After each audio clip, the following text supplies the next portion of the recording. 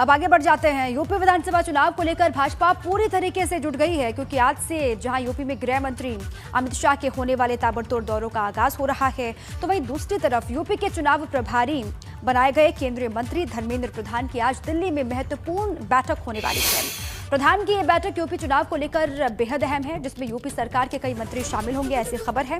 अब उनकी बैठक पर भी लगातार नजर। प्रधान की आज दिल्ली में होने वाली बैठक दोपहर 12 बजे होगी, जिसमें डिप्टी सीएम दिनेश शर्मा की मौजूदगी होगी, कानून मंत्री ब्रजेश पाठक भी रहेंगे, ऊर्जा मंत्री श्रीकांत शर्मा की मौजूदगी, बेसिक शिक्षा मंत्री सतीश द्विवेदी भी होंगे, ग्राम्य विकास राज्य मंत्री आनंद स्वरूप शुक्ला भी इस बैठक का हिस्सा बनेंगे।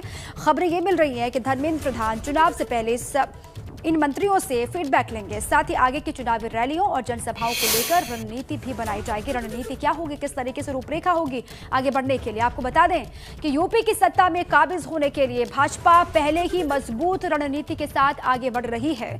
यूपी के रण को जीतने के लिए भाजपा ने कई केंद्रीय मंत्रियों को अलग अलग जिम्मेदारियां पहले ही बांट दी हैं। साथ ही खुद अमित शाह पूरी तैयारियों और रणनीतियों पर नजर बनाए हुए हैं, और यही वजह भी है कि अगले 6 दिनों में अमित शाह यूपी के 10 जिलों में ताबड़तोड़ दौरे करेंगे। साथ ही जनसभा और रोड शोज भी उनके अलग अलग हिस्सों में होने वाले हैं।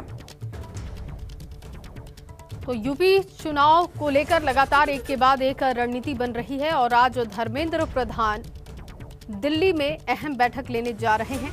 अब तक क्या कार्यक्रम रहा है, किस तरीके से जनता का मूड है, उसको लेकर वो फीडबैक लेंगे, और इसके साथ साथ आगामी समय के लिए वो रणनीति भी तैयार करेंगे। ऊर्जा मंत्री श्रीकांत शर्मा इस बैठक में पहुंचेंगे। कौन कौन शामिल होगा, देखिए वो हम आपको बता रहे हैं। Doctor Dinesh Sharma deputy CM Uttar Pradesh, वो इसमें शामिल होंगे। ब्रजेश पाठक होंगे जो कि कानून मंत्री हैं, वो भी इस बैठक में शामिल होने वाले हैं।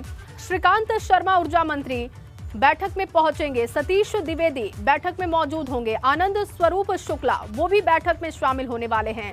और एक सबसे महत्वपूर्ण बात कि तमाम उन चेहरों को बुलाया गया है, ब्राह्मण चेहरों को बुलाया गया है, ब्राह्मण मंत्री जो कि आज इस बैठक में शामिल होने वाले हैं, क्योंकि बीजेपी लगातार ब्राह्मणों को लेकर, ब्राह्मणों को साधने के लिए एक के बाद एक कार्यक्रम कर रही है।